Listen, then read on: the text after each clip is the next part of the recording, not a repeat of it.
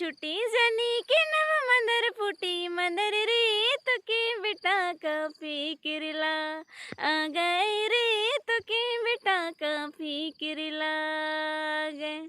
ई जनी छुट्टी जनी के नव मंदर फूटी मंदर रे तो के बेटा का फिक्रिया आही रे तो के बेटा का फिक्रिया।